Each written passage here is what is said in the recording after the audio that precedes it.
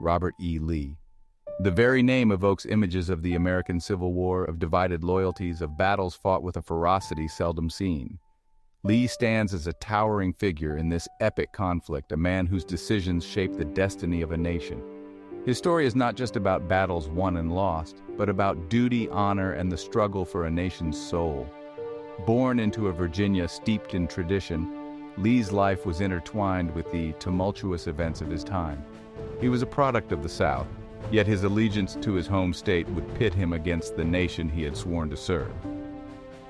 Understanding Robert E. Lee is to understand the complexities of the American Civil War itself.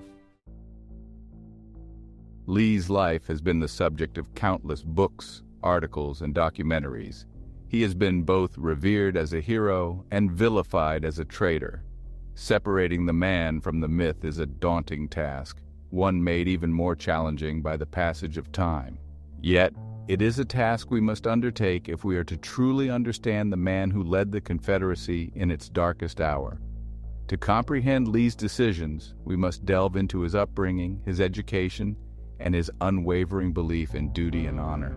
Only then can we begin to grasp the weight of his choices and the impact they had on a nation divided. Our story begins in Westmoreland County, Virginia, a region steeped in history and tradition. It was here, amidst the rolling hills and fertile fields of Tidewater, Virginia, that Robert Edward Lee was born on January 19, 1807. The Lee family, prominent and influential, cast a long shadow over the young Robert. His lineage traced back to the earliest days of the colony. Robert's father, Henry Lighthorse Harry Lee, was a renowned hero of the American Revolution, a cavalry officer whose daring exploits earned him the admiration of George Washington himself. The elder Lee served as governor of Virginia and a U.S. congressman, embodying the very essence of Virginia aristocracy. Young Robert grew up surrounded by tales of his father's wartime heroism, stories that would leave an indelible mark on the boy's imagination. The Lee family's wealth, however, had waned by the time Robert was born.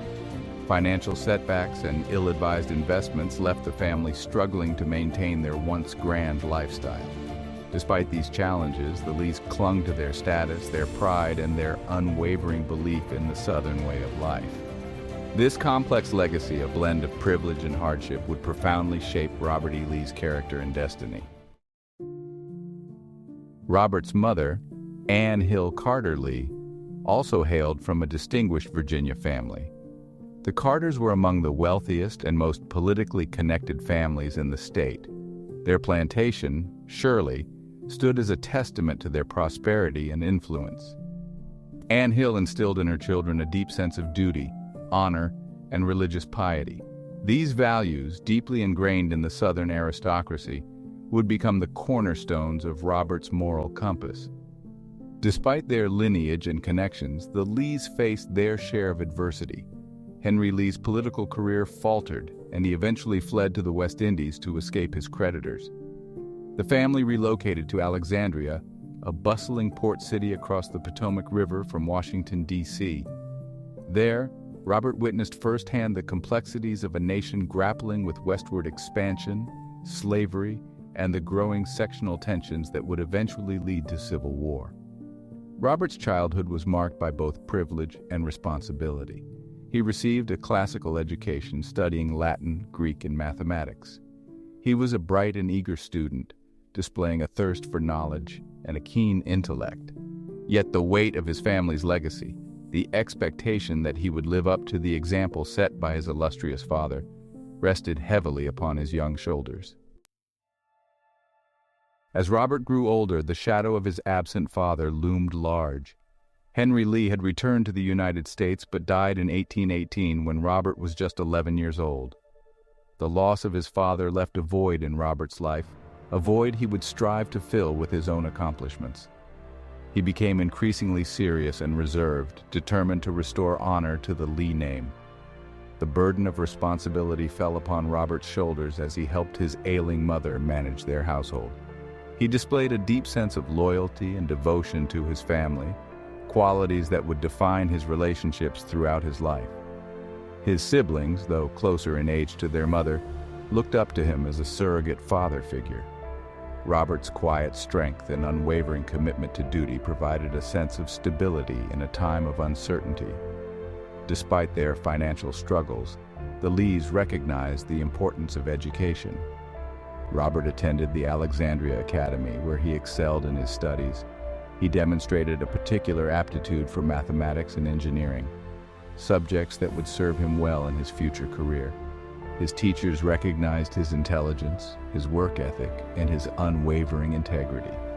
Robert E. Lee was, by all accounts, a model student, a young man of impeccable character and boundless potential. In 1824, at the age of 17, Robert E. Lee received an appointment to the United States Military Academy at West Point. Founded in 1802, West Point was the nation's premier military academy, a rigorous institution dedicated to producing the next generation of Army officers. The academy, perched on a bluff overlooking the Hudson River, was a world away from the familiar comforts of Tidewater, Virginia.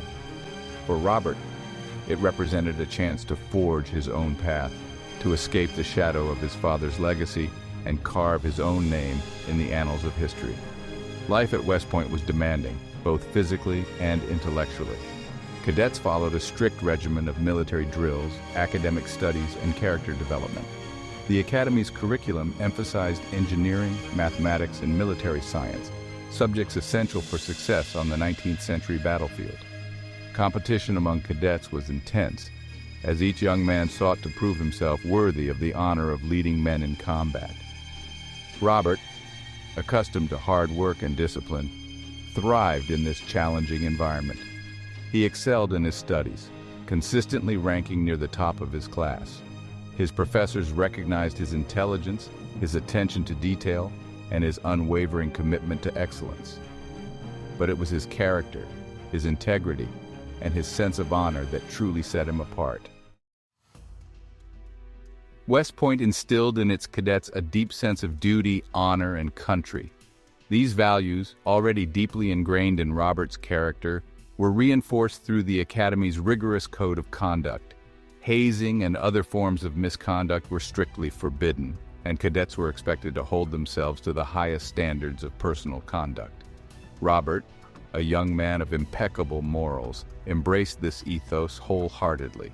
He formed close bonds with his fellow cadets, many of whom, like him, came from prominent Southern families.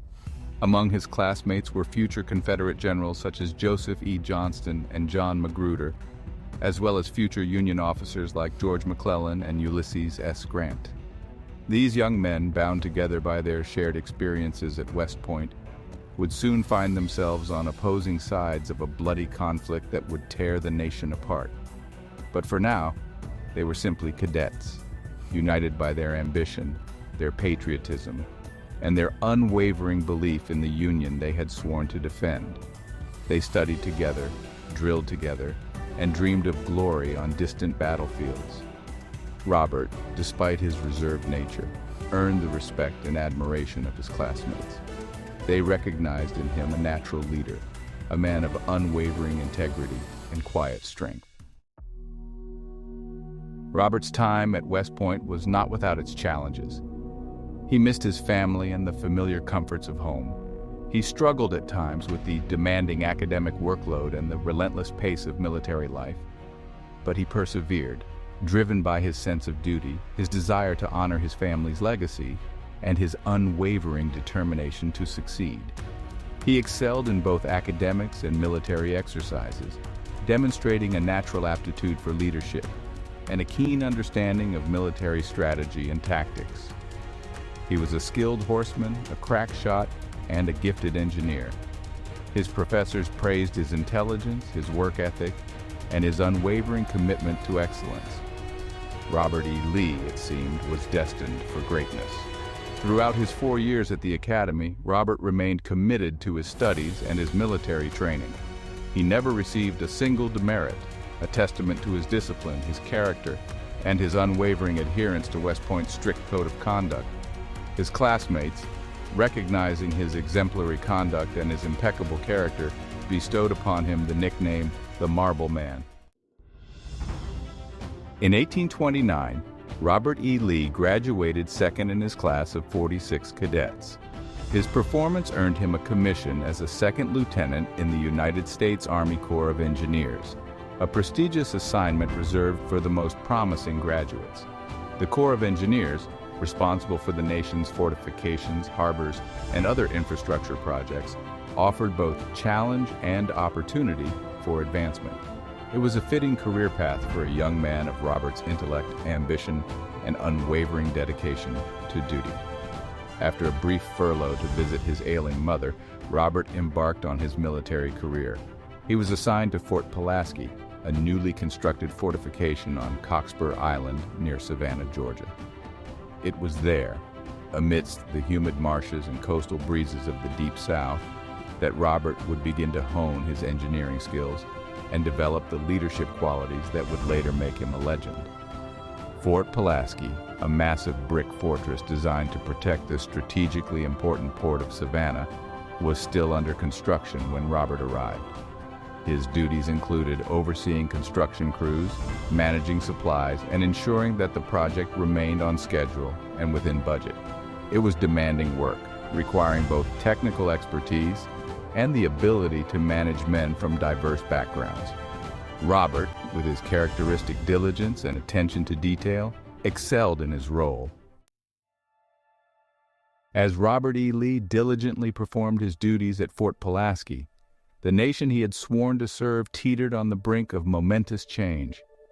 The issue of slavery, a festering wound on the soul of America, was driving a wedge between North and South. Abolitionist fervor was growing in the North, while Southern states clung ever tighter to their peculiar institution. The Missouri Compromise of 1820, a fragile agreement meant to maintain the balance of power between free and slave states, was coming under increasing strain. Westward expansion, fueled by the allure of cheap land and new opportunities, was exacerbating sectional tensions. Each new territory that applied for statehood reignited the debate over slavery's expansion. Robert E. Lee, a product of the slaveholding South, could not escape the maelstrom of these political crosscurrents. His own family owned slaves, and he had grown up surrounded by the institution of slavery. Yet his time at West Point, with its emphasis on duty, honor, and national unity, had instilled in him a deep sense of patriotism and a belief in the importance of the Union. The seeds of internal conflict, the struggle between his loyalty to his home state and his oath to defend the Constitution, were already taking root. Robert E. Lee's early military career was marked by engineering assignments that tested his skills and commitment. After Fort Pulaski, Lee was transferred to Fort Monroe, a massive stone fortress at the Chesapeake Bay. Fort Monroe was designed to be a formidable coastal defense. Lee supervised construction, managed budgets, and oversaw the fort's development. With diligence and attention to detail, Lee excelled in his role. He earned the respect of his superiors, becoming a rising star in the Army Corps of Engineers. Lee's reputation for excellence followed him to his next assignment, St. Louis, Missouri. There, he tackled the challenge of improving the navigation of the Mississippi River, a vital waterway for the nation's burgeoning westward expansion. Lee's work involved surveying the river, designing and constructing jetties and other structures to control erosion and improve navigability, and managing the complex logistics of a major infrastructure project.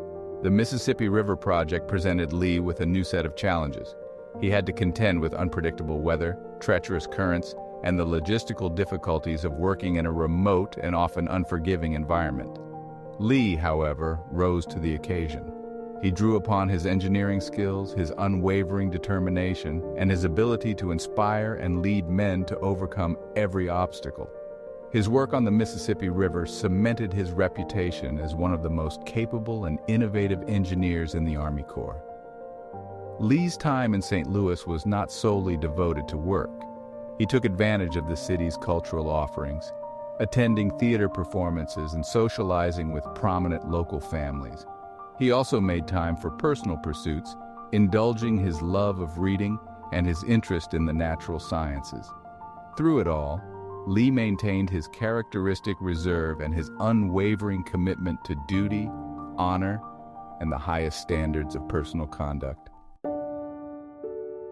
In 1831, while stationed at Fort Monroe, Robert E. Lee's life took a momentous turn. He fell deeply in love with Mary Custis, the great-granddaughter of Martha Washington. Their courtship faced challenges, as Lee had to win over Mary's father, who sought a more financially secure future for his daughter. Lee's character and promising military career eventually won over George Washington Parke Custis. The couple married on June 30, 1831 at Arlington House. The marriage united two prominent Virginia families, steeped in history and tradition. Mary provided Lee with unwavering love, support, and guidance throughout their many years together. Their union was blessed with 7 children. In 1846, the Mexican-American War erupted, testing Lee's mettle in combat. Lee joined General Winfield Scott's army and distinguished himself during the siege of Veracruz. His performance earned him the admiration of General Scott and showcased his tactical mind and courage. Lee's engineering skills proved invaluable as Scott's army advanced inland. He participated in key battles, including the Battle of Cerro Gordo, contributing significantly to the American victory. Lee's courage and tactical brilliance shone during the Battle of Contreras. His nighttime reconnaissance mission provided crucial intelligence for a successful flanking maneuver. Lee's actions earned him a brevet promotion to major and the admiration of his fellow officers. He continued to distinguish himself in battles like Churubusco and Chapultepec Castle. Lee's valor and military skill earned him 3 brevet promotions. The Mexican-American War profoundly impacted Lee, establishing his reputation as a brilliant engineer and courageous soldier. Despite his success, Lee harbored no illusions about the brutality of war. He expressed sorrow at the loss of life and hoped for a peaceful resolution to the nation's divisions. Following the war, Lee resumed his engineering duties and surveyed newly acquired Mexican territories. Through it all, Lee remained a devoted husband and father. In 1852, Lee became Superintendent of the United States Military Academy at West Point. His tenure focused on academic rigor, discipline, and character development. Lee strengthened the curriculum, expanded the library, and introduced new courses. He emphasized physical fitness and military bearing, mentoring cadets and instilling values of duty, honor, and integrity. Lee's leadership solidified West Point's reputation as a premier military institution. As Lee performed his duties at West Point, the nation edged closer to civil war. The issue of slavery continued to divide North and South. The Compromise of 1850 and the Kansas-Nebraska Act reignited sectionalism. Abolitionist fervor grew in the North, while the South defended its institution. Lee, a Virginian and slaveholder, watched with growing unease.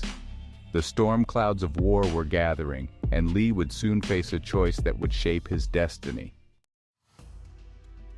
The year 1861 dawned heavy with the specter of war. Secession became a stark reality as Southern states severed ties with the Union. The Confederate States of America was born, founded on states' rights and the preservation of slavery. For Lee, the secession crisis was both personal and national. Torn between loyalty to Virginia and his oath to the United States, he opposed secession but couldn't take up arms against his home state. President Lincoln offered Lee command of the United States Army. Lee, however, couldn't reconcile leading an army against his own people. The nation teetered on the brink of war, and Lee faced a fateful decision. His choice would shape his destiny and the fate of a nation. In April 1861, after agonizing deliberation, Lee resigned his commission in the United States Army. He chose loyalty to Virginia over service to the Union. Lee's decision was a blow to the Union and a cause for celebration in the Confederacy. He traveled to Richmond, where he was greeted as a hero and offered a senior command in the Confederate Army. Lee accepted his duty with a heavy heart, vowing to defend his native state. His words reflected the sentiments of many Southerners who felt compelled to defend their homes. Lee's initial assignments in the Confederate Army focused on organizing and training volunteers. He traveled throughout the Confederacy, transforming volunteers into a disciplined fighting force. Lee's reputation as a strict but fair disciplinarian served him well. His leadership quickly transformed the Confederate Army, emphasizing drill, discipline, and soldier commitment. Despite his efforts, Lee faced an uphill battle against the industrial might of the North. The Confederacy would rely on superior military leadership and soldier spirit to overcome material disadvantages. In July 1861, the First Battle of Bull Run erupted into open warfare. The battle was a resounding Confederate victory, shattering Northern illusions of a quick victory. Lee played a key role in coordinating Confederate defenses and rallying reinforcements. The victory emboldened the South but masked deep-seated challenges. The stage was set for a long and bloody conflict. Lee's struggles in Western Virginia did not diminish his standing with Confederate President Jefferson Davis. In March 1862, Davis tasked Lee with advising on the war's conduct and overseeing Richmond's defense. Lee accepted his new responsibilities with a sense of duty, despite the difficulties ahead. The Confederacy faced mounting pressure on multiple fronts. Lee reorganized Richmond's defenses, improved training, and urged a more aggressive strategy. He believed the Confederacy couldn't win a war of attrition against the North. In spring 1862, General McClellan's Army of the Potomac advanced on Richmond. Lee devised a daring plan to counter McClellan's offensive. The 7 days' battles were brutal but a strategic victory for the Confederacy. Lee's aggressive tactics and ability to inspire his troops saved Richmond and bolstered Southern morale.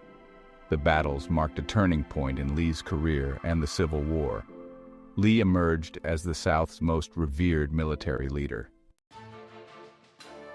Emboldened by his success, Lee led his Army of Northern Virginia into Maryland in September 1862. He hoped to win a decisive victory on Northern soil and demoralize the Union. Lee's campaign was bold but fraught with risk, operating in unfamiliar territory with limited supplies. Despite challenges, Lee remained confident, believing a victory could tip the scales in favor of the South. He also hoped to rally support among Maryland's pro-Southern population.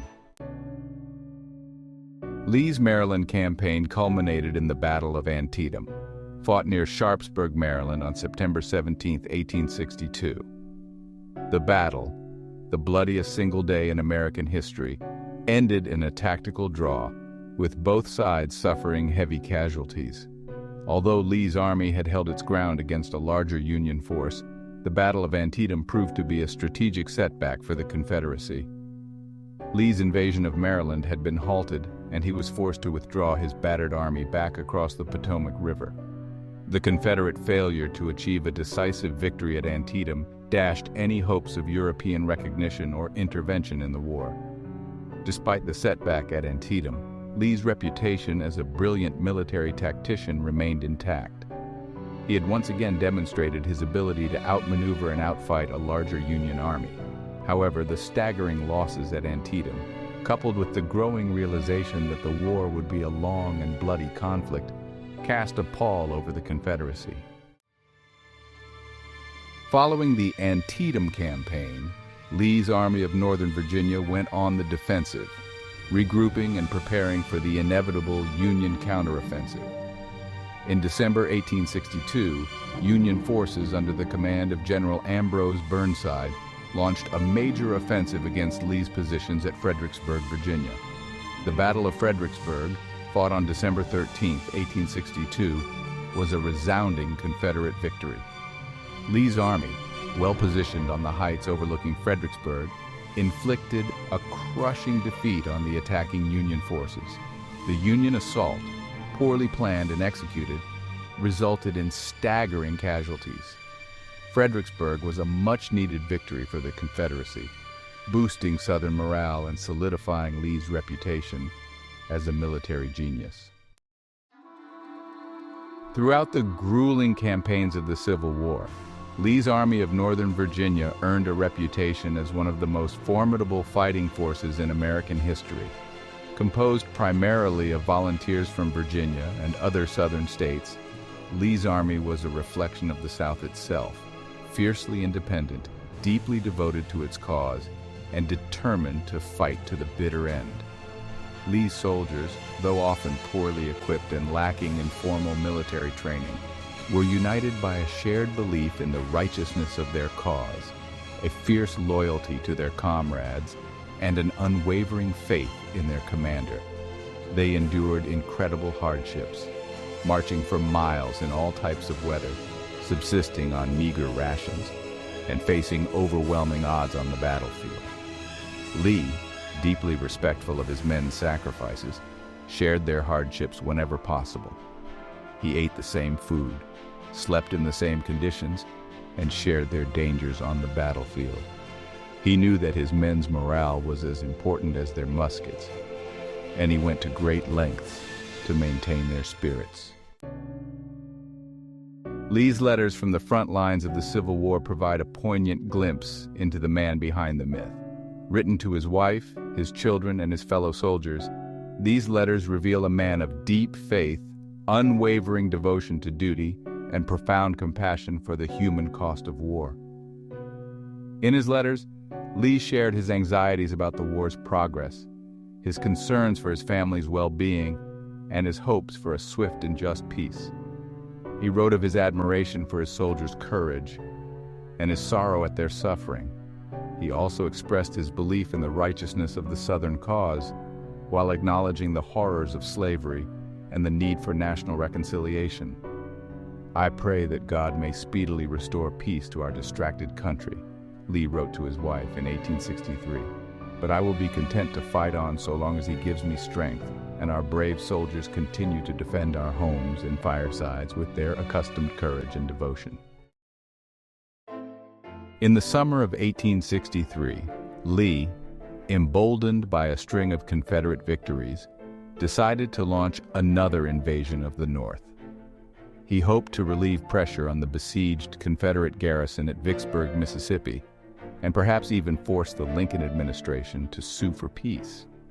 Lee's target was the strategically important town of Gettysburg, Pennsylvania. The Battle of Gettysburg, fought from July 1st to 3rd, 1863, proved to be a turning point in the Civil War.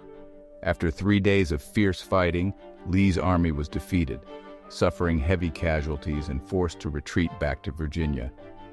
Gettysburg was a crushing defeat for the Confederacy, shattering its aura of invincibility and marking the beginning of the South's long decline.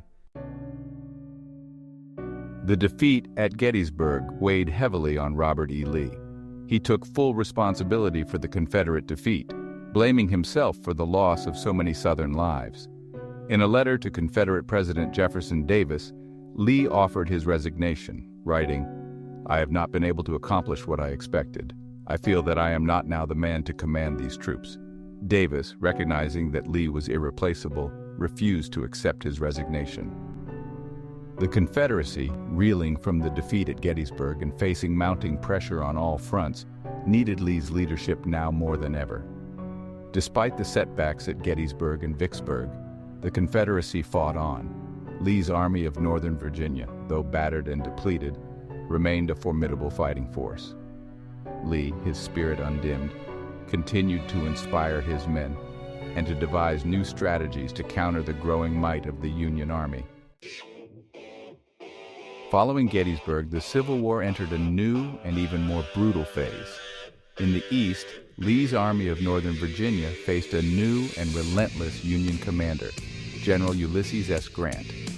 Grant, a veteran of the Western Theater, brought to the East a determination to wage a war of attrition, using the Union's superior manpower and resources to grind down the Confederate Army. Grant's strategy, though costly in terms of Union casualties, proved effective. He relentlessly pursued Lee's army, engaging it in a series of bloody battles in the wilderness, at Spotsylvania Courthouse, and at Cold Harbor. Each battle, though tactically inconclusive, chipped away at Lee's dwindling manpower reserves. Lee, a master of defensive warfare, inflicted heavy casualties on Grant's army. However, he knew that the Confederacy could not long sustain such losses. The South's manpower pool was shrinking, its industrial capacity was limited, and its transportation networks were crumbling under the strain of war. In the spring of 1864, Grant launched a massive offensive aimed at capturing Richmond and ending the war. Lee's army, outnumbered and outgunned, fought desperately to defend the Confederate capital. The fighting raged for weeks, from the Wilderness to Spotsylvania Courthouse to Cold Harbor, each battle a testament to the courage and tenacity of both armies. Lee's tactical brilliance was evident throughout the campaign. He repeatedly outmaneuvered and outfought Grant's larger army, inflicting heavy casualties and delaying the Union advance. However, Lee's victories were Pyrrhic. Each battle further depleted his dwindling forces, and he could not replace his losses.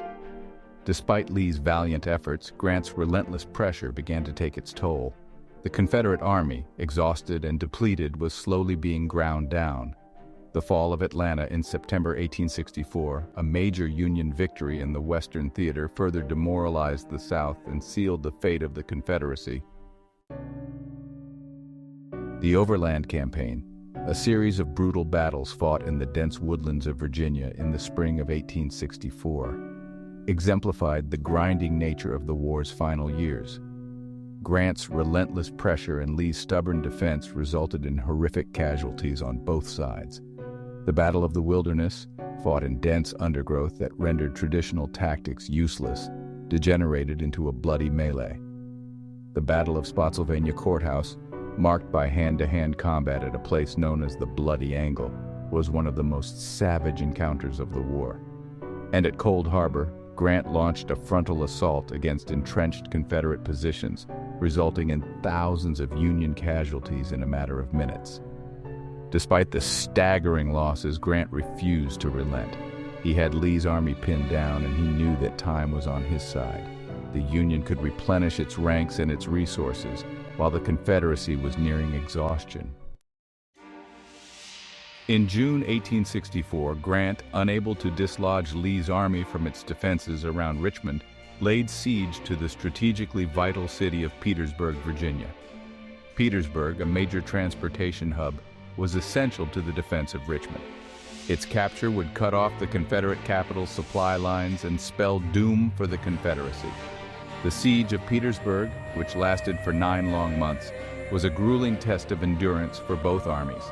Confederate soldiers, trapped in trenches and under constant bombardment, endured dwindling rations, disease, and the ever-present threat of death. Union soldiers tasked with besieging the city faced similar hardships. Lee, recognizing the hopelessness of his situation, continued to fight on, hoping against hope for a miracle or a shift in Northern public opinion. He knew that the Confederacy was living on borrowed time.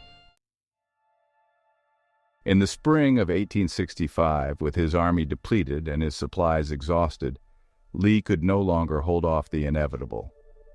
On April 2, 1865, Grant launched a massive assault on Petersburg, breaking through Confederate lines and forcing Lee to abandon both Petersburg and Richmond. The fall of Richmond, the Confederate capital, sent shockwaves through the South. For 4 years, Richmond had been a symbol of Confederate defiance and a beacon of hope for Southern independence. Its capture signaled the Confederacy's impending demise. Lee, his heart heavy with sorrow, led his battered army westward, hoping to escape Grant's relentless pursuit and join forces with Confederate forces in North Carolina. However, Lee's escape route was blocked by Union cavalry, and on April 9, 1865, he was forced to surrender to Grant at Appomattox Courthouse. The surrender at Appomattox Courthouse marked the end of the Confederacy and the beginning of a long and painful process of national reconciliation. The terms of surrender, negotiated between Grant and Lee, were generous, reflecting Grant's desire to heal the wounds of war and reunite the nation. Lee, his face etched with fatigue and sadness, met with Grant in the parlor of a private home in Appomattox Courthouse. The two generals, Once comrades in arms, now adversaries in a bloody conflict, treated each other with courtesy and respect. Grant, sensitive to Lee's humiliation, offered generous terms of surrender, allowing Confederate soldiers to return home with their horses and personal belongings. Lee, deeply moved by Grant's magnanimity, accepted the surrender terms. The Confederacy, he knew, was no more. His thoughts now turned to the future and the daunting task of rebuilding a shattered nation.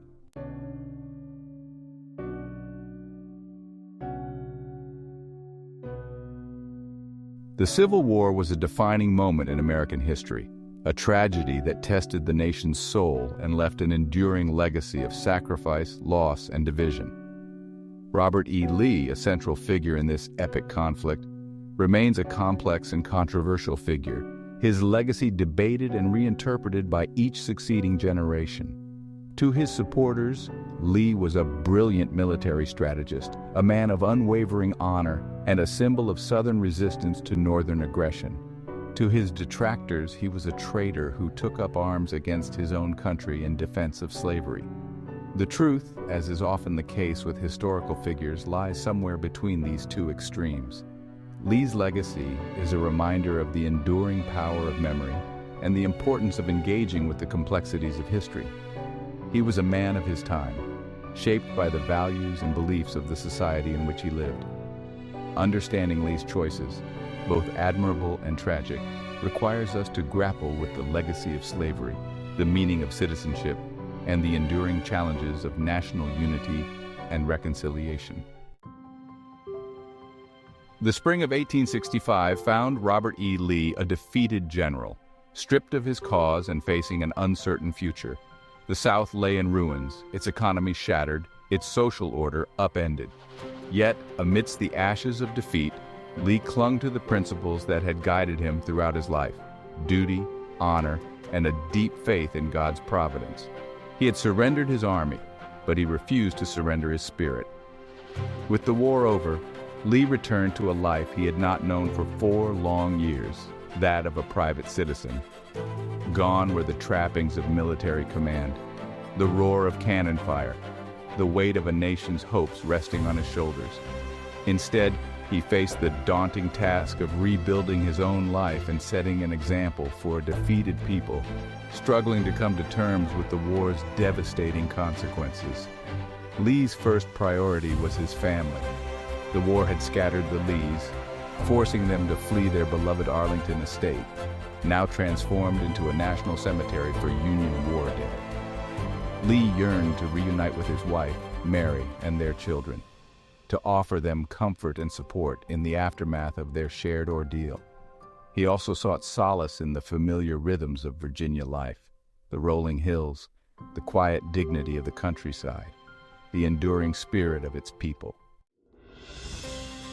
In the autumn of 1865, amidst the turmoil of Reconstruction, Robert E. Lee received an unexpected offer. The Board of Trustees of Washington College offered him the position of president.